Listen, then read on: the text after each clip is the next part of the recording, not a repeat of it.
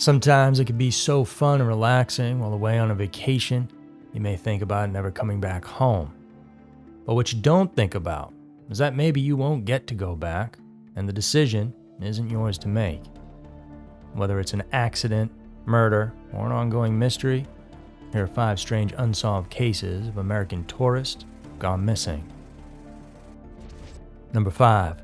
Lost in the Himalayas.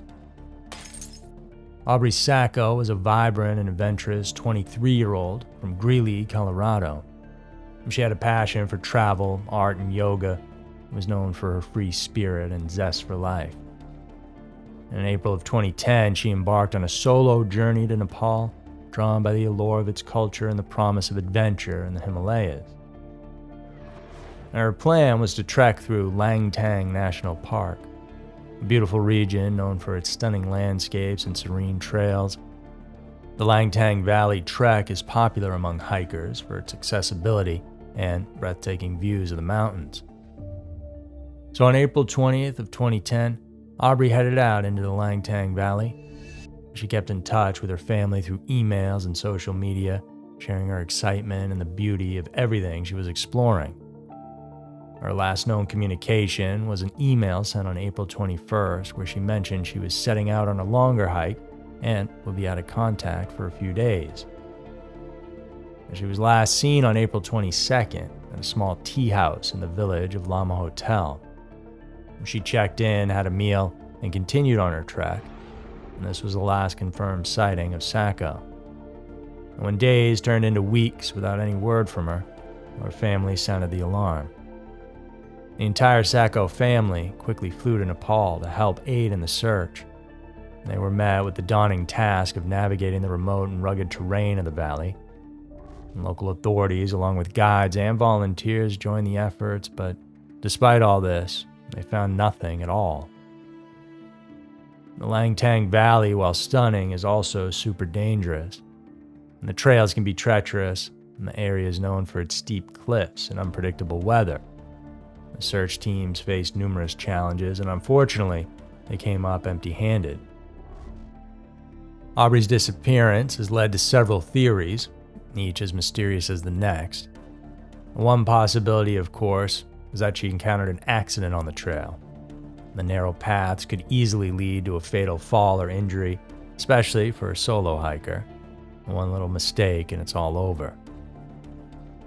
But another theory suggests foul play was at hand. And while Nepal is generally considered safe for tourists, there have been incidents of crime against trekkers in remote areas. The possibility that Aubrey encountered someone with ill intentions can't be ruled out, although there's been no concrete evidence to support this. And some also speculate that Aubrey might have chosen to disappear voluntarily, seeking a new life away from the pressures of her previous one. She was a free spirit after all. However, those who knew her well find this hard to believe, as she was deeply connected to her family and had plans for her future. The Sacco family has never given up hope, of course, in finding Aubrey. They have tirelessly pursued every lead, reaching out to the local authorities, international organizations, and even utilizing social media to spread awareness about her case. Despite the lack of concrete evidence, the family believes that someone somewhere knows what happened. They continue to urge anyone with information to come forward, keeping her memory alive and their hope burning bright. Number 4. The mystery over Mali. Jerry Krause was a seasoned pilot with over 20,000 flight hours under his belt. Originally from Minnesota, Jerry had a passion for flying that spanned decades. In 2009, he and his wife Gina moved to Mali in West Africa, where Jerry worked as a missionary pilot for Mission Aviation Fellowship, an organization that provides air transportation for humanitarian aid. And Jerry was also known for his meticulous nature and deep commitment to his work. His flights often took him over some of the most challenging and remote terrains in Africa, but his extensive experience made him well prepared for whatever came his way. On April 7, 2013, he was on a routine flight from South Africa headed north to Mali. He was piloting a twin-engine, 17-seater Beechcraft 1900C aircraft, though no one else but him was on board. And this flight was part of a ferrying mission to deliver the aircraft to its new owners in Mali, who are going to refurbish the plane. His flight path took him over the Gulf of Guinea, where he planned to stop on the small island of Sao Tome to refuel before embarking on the final leg of his journey. He communicated with air traffic control there. He was 9 miles from its shores, indicating that everything was proceeding as planned. However, Jerry, or his plane, never made it, supposedly. There was no black box in the plane and no distress signal was sent out. The day he went missing, there were thunderstorms, but nothing Jerry hadn't dealt with before. The search effort, specifically concentrated around the island of Sao Tome, included aerial surveys and satellite imagery and ground searches, but despite these extensive measures, no wreckage, debris, or any other sign of the aircraft was ever found. Search and rescue teams from several countries, including the US, South Africa, and Mali, joined forces. After finding nothing, Jerry would eventually go on to legally be declared deceased. However, around 4 years later, the Krauses, who have ties to the CIA and higher-ups in the government, claimed to have received an email from a friend and credible source that Jerry's plane may not have gone down in the Gulf that day at all, and that Jerry could possibly still be alive. They went on to explain that they believed there was a possibility that Jerry landed on the island, and him and his plane were then hijacked by drug traffickers, and that they're now using him to transport their products. Of course, there's no hard evidence to support this, but it is curious that the South African government has removed their official report from their files that stated Jerry crashed and died that day. There have been people coming forward over the years claiming to have seen this man in various countries, and so something doesn't seem to sit right in this case. Could Jerry have been hijacked?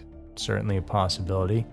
With no evidence either way as to whether that happened or he actually crashed, maybe only time will tell, and someday Jerry will show up again and be reunited with his family.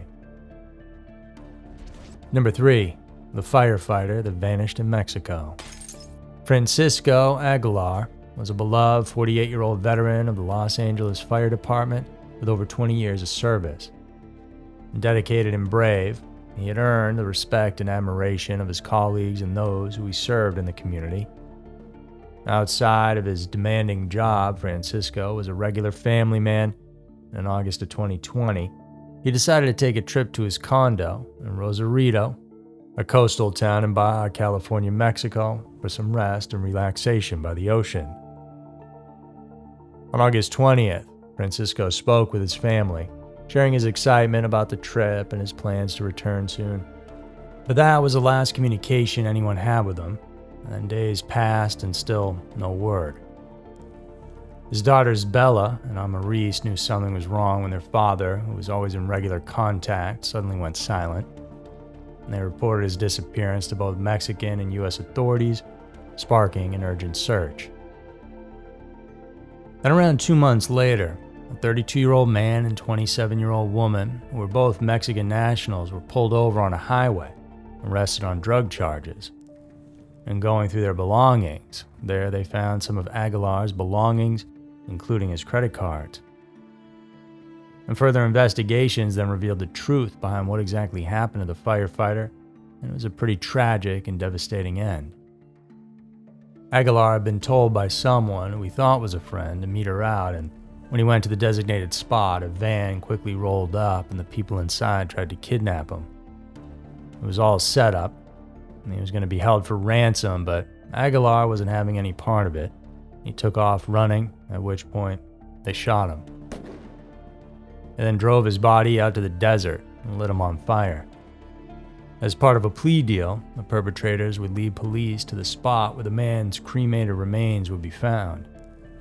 This case is still going through the court system as new players in the scheme have been revealed. Our hearts go out to his family and friends, and a lot of respect to Aguilar, who wasn't going to let them pull off their plan at all costs. Number 2. Unsolved mystery in Costa Rica. 28-year-old David Gimmelfarb was a psychology student from Chicago, pursuing a doctoral degree at the Adler School of Professional Psychology. He was intelligent, known for his love of the outdoors, and in August of 2009, he decided to take a much-needed break from his studies and travel to Costa Rica.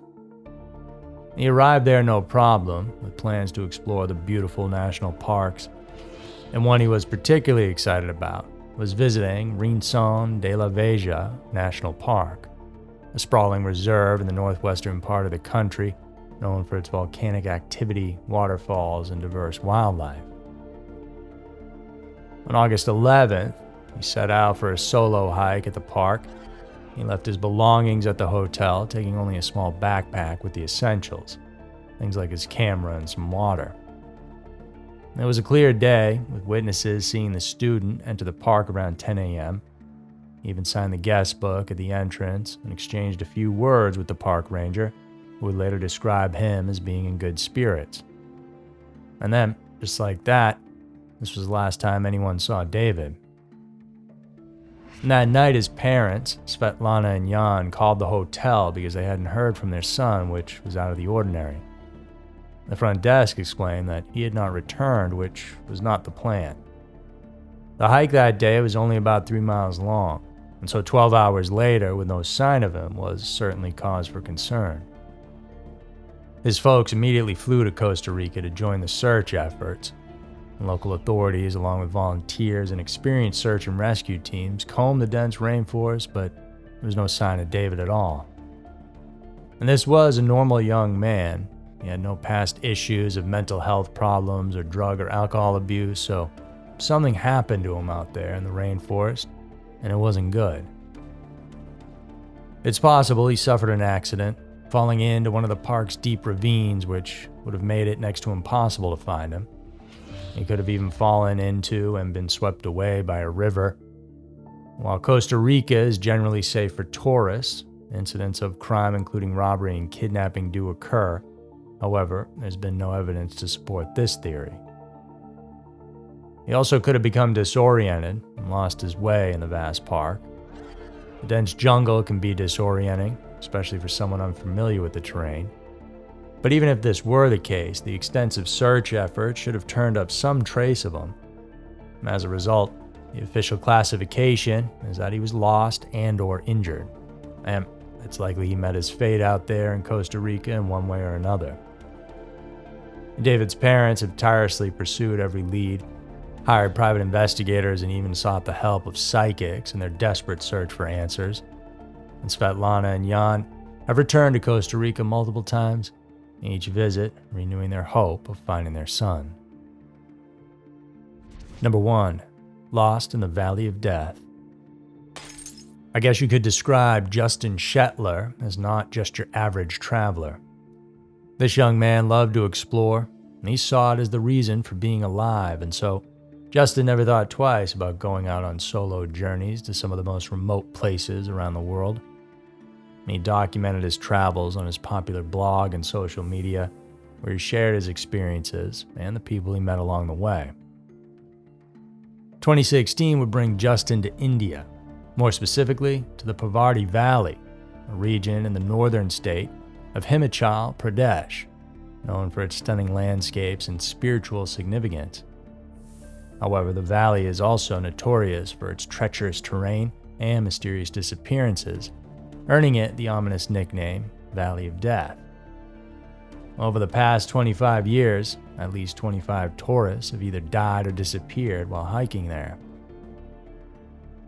In early September, Justin headed out on what would be a 3-day hike to reach Montalai Lake, a remote and sacred spot in the upper reaches of the Parvati Valley. He was accompanied by a local sadhu, or holy man, who offered to guide him there as he planned to practice yoga and meditate. Justin would then send out a social media post saying, "I should return mid-September or so. If I'm not back by then, don't look for me." And this was a little ominous, given that it was the last time anyone would hear from him ever again. According to reports, Justin and the sadhu reached Montalai Lake, but Justin decided to continue further into the mountains. This decision marked the last confirmed sighting of Justin Alexander Shetler. His disappearance triggered a massive search operation. Local authorities, along with volunteers and trekkers, scoured the rugged landscape. Despite the extensive search efforts, which included aerial surveys and ground teams, no trace of Justin was ever found. The Sadhu who accompanied Justin was questioned extensively, and he said that the young man had insisted on going further alone and that eventually he lost sight of him behind the mountains. With so many people gone missing here, of course, some could be attributed to accidents and even bad weather, but all of them? A lot of people don't think that adds up. Friends of Justin will go on to confront the Sadhu, and under pressure, he eventually proclaimed that Justin was crazy, and he insisted on leaving on his own even though he warned him not to, though his friends didn't buy this. Their intuitions may have been correct. So a few days later, 3 Indian hikers would come forward saying they encountered Justin and the Sadhu at the lake. When they approached, they could hear the two arguing. And Justin would then tell those 3 that he was hungry and wanted to head back. And this, of course, contradicts what the holy guide had explained had gone down.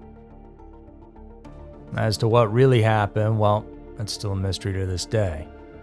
Without any sign of the adventurous Justin, no one can say for sure if he met his fate up there in one way or another, an accident or perhaps foul play, or he just left his life behind to start fresh and begin an entirely different journey.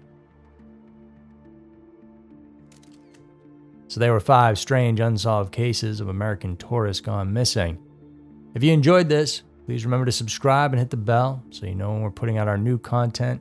It's 3 new episodes every single week. Thanks so much for stopping by. You guys stay safe out there. I'll see you soon.